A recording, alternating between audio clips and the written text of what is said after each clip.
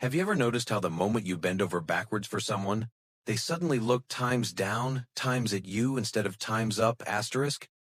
Have you ever felt that stab of disrespect the instant your kindness lands like a gift wrapped in weakness? Have you ever wondered why the people you help the most are the first to forget your name when power is on the table? Ladies and gentlemen, let Machiavelli answer that for you with his immortal blade. Asterisk. It is better to be feared than loved. If you cannot be both, asterisk. And today, over the next electrifying hour, we will expose the asterisk, 10 acts of kindness, asterisk, that secretly, silently, and times instantly, times make people disrespect you, not because they're evil, but because human nature is a predator that smells blood in generosity without boundaries. We begin with the first invisible assassin, asterisk, always saying yes to every favor asked of you, asterisk, because the second you become the man or woman who never says no, you stop being a leader and start being a lackey. Sun Tzu saw it coming when he wrote, asterisk, he who tries to defend everything defends nothing, asterisk. And your time, your energy, your very identity become the battlefield. You surrender without a fight. The second dagger slips in when you asterisk, apologize for things that aren't your fault, asterisk. Shrinking your presence until you're apologizing for breathing, and Oscar Wilde, with that wicked grin, once said, asterisk, I can resist everything, except temptation and unnecessary apologies, asterisk, yet you gift them like party favors, training the world to treat your dignity like a doormat, with welcome stitched in your own tears. Third, you asterisk, lend money you can't afford to lose, and never chase it back.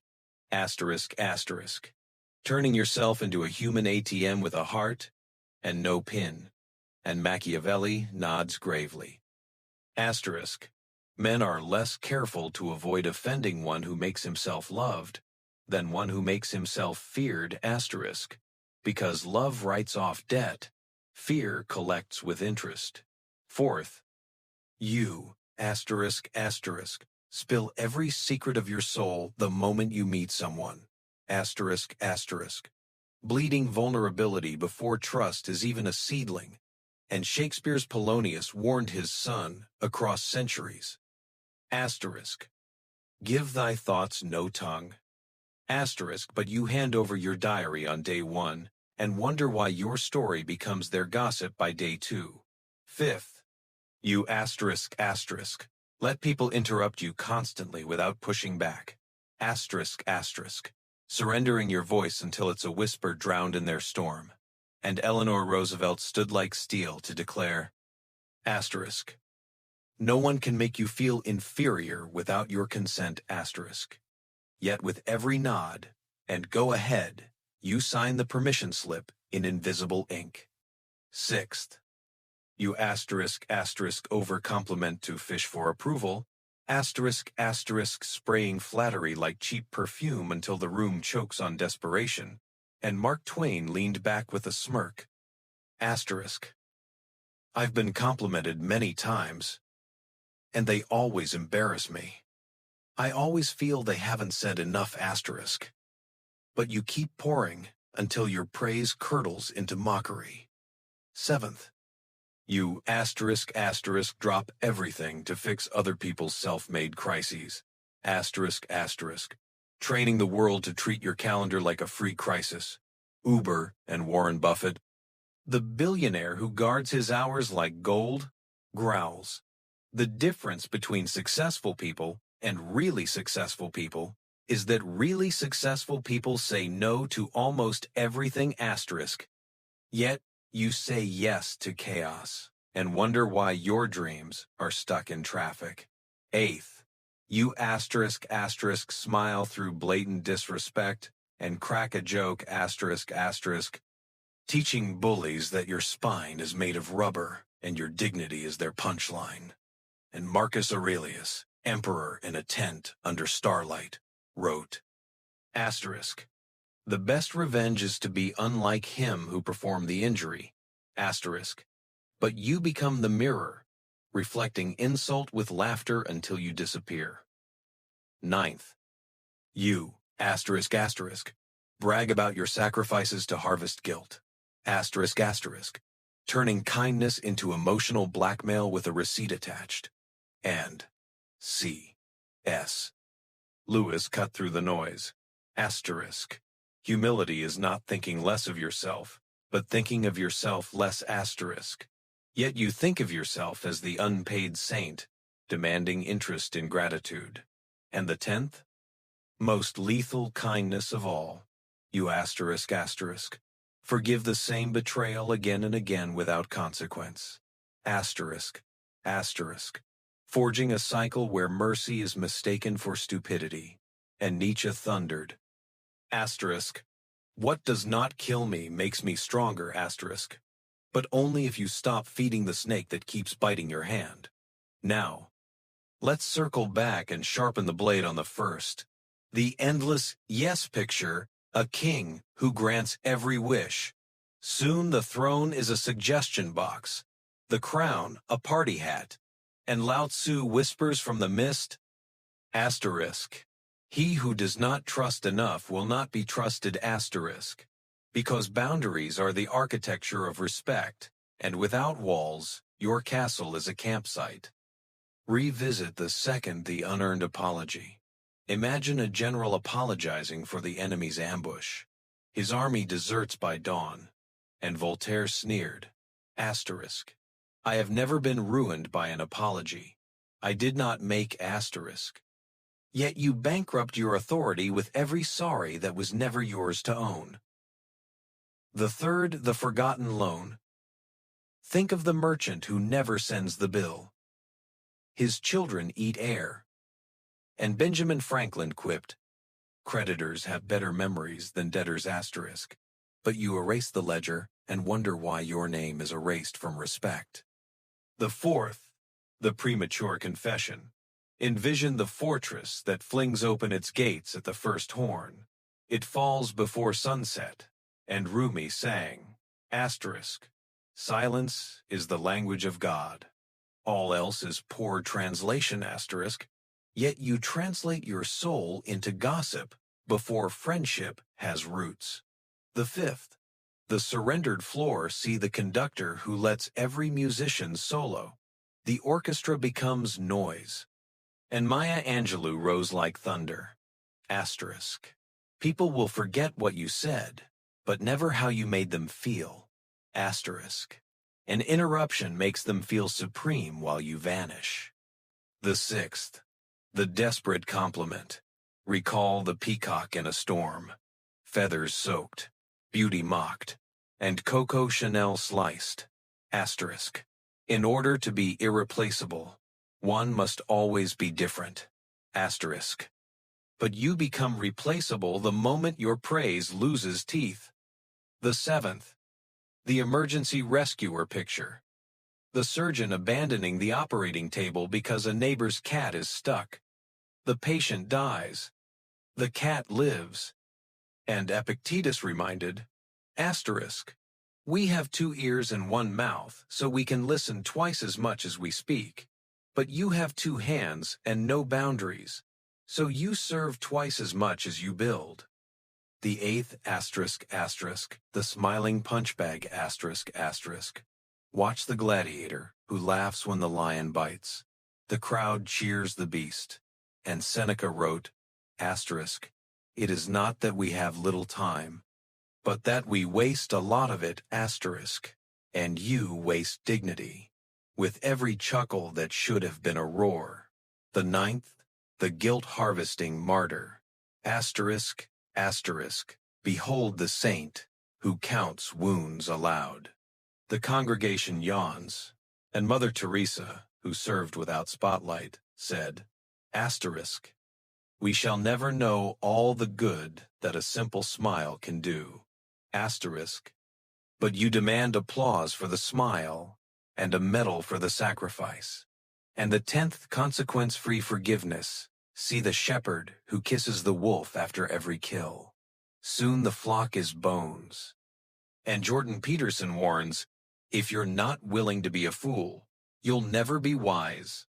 Asterisk, but if you're willing to be a fool forever, you'll never be safe. Now, let's flip the script. Imagine one single day where you deploy the times antidote times to each. You say no with calm steel. Apologize only when truly at fault. Lend only what you can lose, and collect with courtesy. Guard your secrets until trust is forged in fire.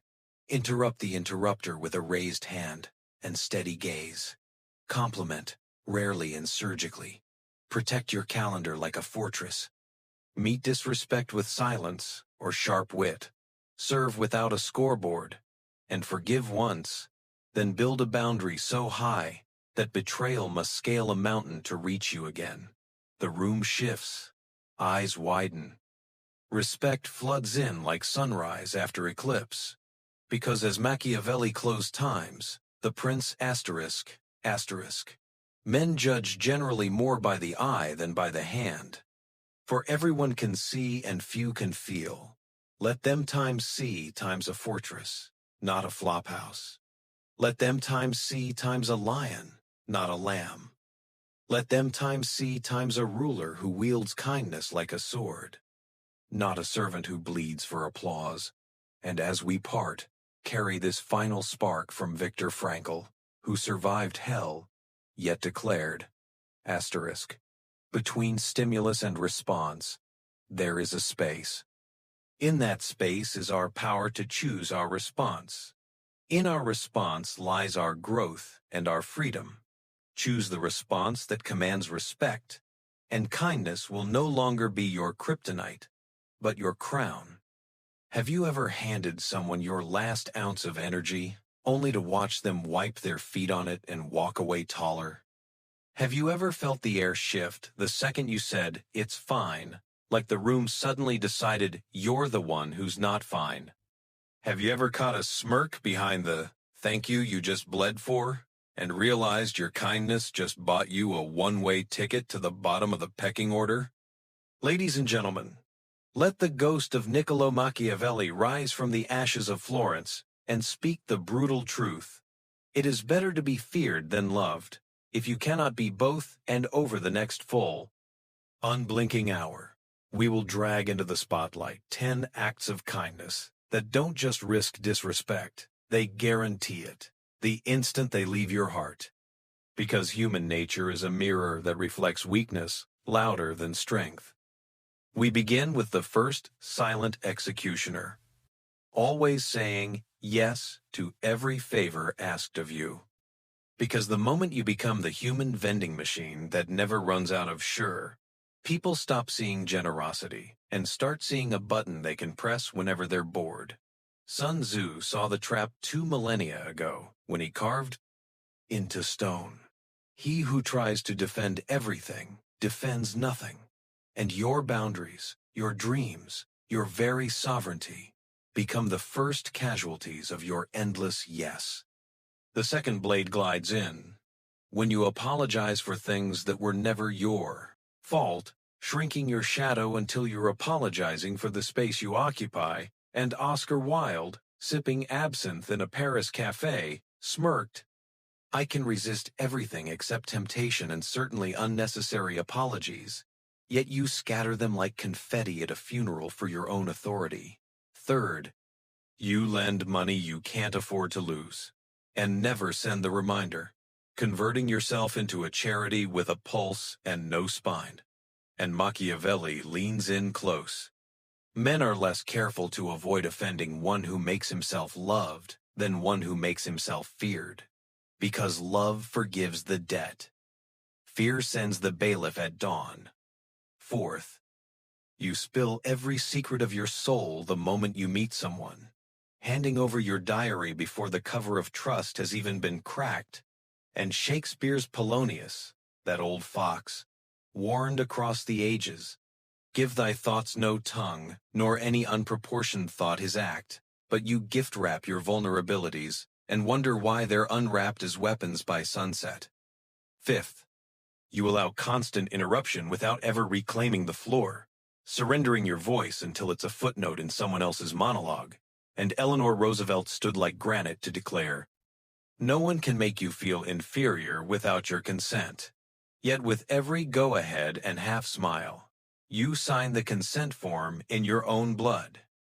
Sixth, you over-compliment to fish for approval, spraying flattery like dollar store perfume until the room gags on desperation, and Mark Twain, puffing a cigar in Hannibal, drawled, "I've been complimented many times, and they always embarrass me. I always feel they haven't said enough." But you keep pouring until your praise turns to poison in their ears. Seventh, you drop every plan to rescue others from crises they engineered, training the world to treat your calendar like a 24/7 crisis, Uber with no surge pricing, and Warren Buffett, the sage who guards his hours like Fort Knox, growls. The difference between successful people and really successful people is that really successful people say no to almost everything, yet you say yes to chaos and wonder why your empire is built on sand. Eighth, you smile through blatant disrespect and crack a self-deprecating joke, teaching bullies that your dignity is a punchline delivered on cue. And Marcus Aurelius, emperor under siege, wrote by lamplight, "The best revenge is to be unlike him who performed the injury, but you become the echo, amplifying the insult with laughter until you vanish." Ninth, you brag about your sacrifices to harvest guilt, turning kindness into emotional blackmail with a neon sign that screams, "Pay me in gratitude," and C.S. Lewis sliced through the fog. Humility is not thinking less of yourself, but thinking of yourself less. Yet you think of yourself as the unpaid martyr, demanding interest in applause. And the 10th, most lethal kindness of all, you forgive the same betrayal again and again, without ever attaching a consequence, forging a cycle where mercy is mistaken for memory loss. And Friedrich Nietzsche roared across the abyss, "What does not kill me makes me stronger, but only if you stop nursing the viper that keeps sinking fangs into your wrist." Now let us circle back and drive the blade deeper into the first, the endless yes. Imagine a king who grants every petition. Soon the throne room is a food court, the crown a paper hat, and Lao Tzu whispers from the Tao, "He who does not trust enough will not be trusted, because boundaries are the scaffolding of respect, and without them, your palace is a parking lot." Revisit the unearned apology picture, a general apologizing for the enemy's ambush, his troops desert by breakfast, and Voltaire sneered over coffee. "I have never been ruined by an apology I did not make." Yet you bankrupt your credibility with every sorry that was never yours to speak. The third, the forgotten loan, envision the merchant who never sends the invoice. His children eat air.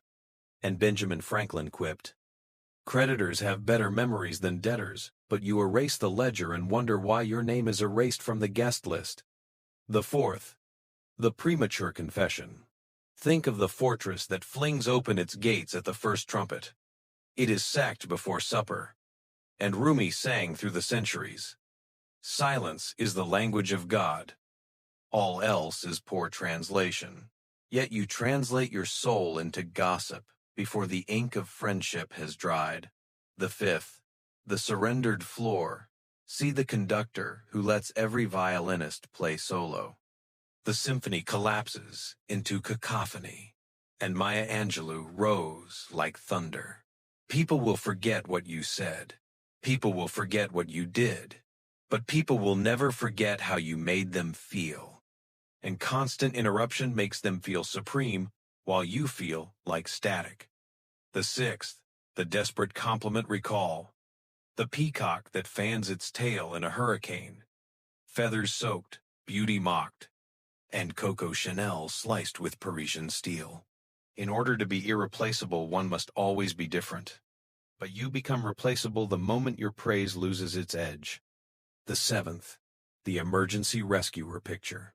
The surgeon abandoning the operating theater because a neighbor's cat is stuck in a tree. The patient dies, the cat lives. And Epictetus, the slave who became a sage, reminded, "We have 2 ears and 1 mouth, so that we can listen twice as much as we speak. But you have 2 hands and no schedule, so you serve twice as much as you build." The eighth, the smiling punch bag. Watch the gladiator who laughs when the lion bites.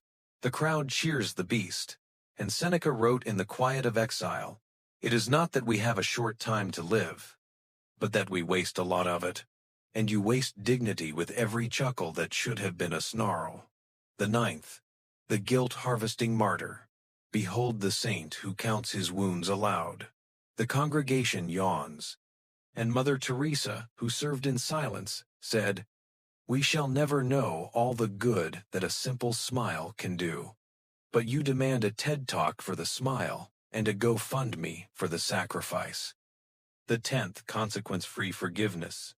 See the shepherd who kisses the wolf after every slaughter. Soon the flock is bones. And Jordan Peterson warns from the lecture hall, if you're not willing to be a fool, you'll never be wise. But if you're willing to be a fool forever, you'll never be safe. Now let us loop again, slower, sharper, and add real flesh to these bones, the endless yes. Once more. I knew a CEO who said yes to every lunch, every call, every quick favor. Within a year, his board replaced him with the one guy who said no to golf on quarterly review day because scarcity breeds value, and availability breeds contempt. As the economist Thomas Sowell observed, the first lesson of economics is scarcity. The first lesson of politics is to disregard the first lesson of economics. Yet you live the politics of the pushover, the unearned apology. A friend once apologized to a waiter for the chef's cold steak. Guess who got the cold shoulder for the rest of the night? As Dale Carnegie noted, any fool can criticize, condemn, and complain, and most fools do. But only a bigger fool apologizes for the fool, the forgotten loan. My cousin lent £10,000 to a brother, who vanished to Ibiza. The brother now drives a Porsche. My cousin drives a bus. Chanakya, the Indian Machiavelli, wrote, "Even a friend should not be trusted with money unless he is under obligation, but obligation without enforcement is just a prayer." The premature confession. A colleague told her new boss about her anxiety on day 1. Within a month, she was too emotional for the promotion. Confucius warned, "The superior man is modest in his speech, but exceeds in his actions." Yet she spoke her fears, and was exceeded only in exclusion. The surrendered floor. A professor I studied under let every student derail his lectures. By semester's end, the class rated him approachable, and the department rated him redundant. As Steve Jobs said, focus is about saying no, and he said yes to chaos until chaos said no to him. The desperate compliment. A salesman once told every client, "You're the smartest I've ever met," by client number 5. They were laughing behind his back. Oscar Wilde again. Many lack the originality to lack originality, and he lacked the originality to stop. The emergency rescuer. A single mother I know canceled her first vacation in 5 years because her adult son forgot rent again. He's still forgetting. She's still canceling. As the Stoic Epictetus said, no man is free who is not master of himself, and she is mastered by his emergencies. The smiling punch bag. A comedian friend laughed off a heckler who called him talentless. The clip went viral. The heckler got a Netflix special. My friend got therapy, Nietzsche. He who fights with monsters should look to it that he himself does not become a monster. And he became the punchline. the guilt-harvesting martyr. A volunteer bragged about working 80-hour weeks for the charity. The donors stopped giving. The staff stopped caring. Mother Teresa, if you are humble, nothing will touch you. Neither praise nor disgrace. But he touched disgrace with both hands. Consequence-free forgiveness. A wife forgave her husband's third affair with, "I just want peace." He's now on affair number 6. She's on antidepressants. Compassion as a strategy is defective if it's not backed by competence, and her competence was in forgiving, not in protecting. Now, let us flip the entire script and live the antidote. Day, wake up, and to the first favor, you politely decline with a calm, "I'm booked, but good luck." To the spilled coffee, "That wasn't your fault," you say nothing. Just hand a napkin. To the loan request you reply, "I can do £500, payable in 90 days, or we involve paperwork." To the new acquaintance probing your past, you smile and ask about their weekend. To the interrupter, you raise one finger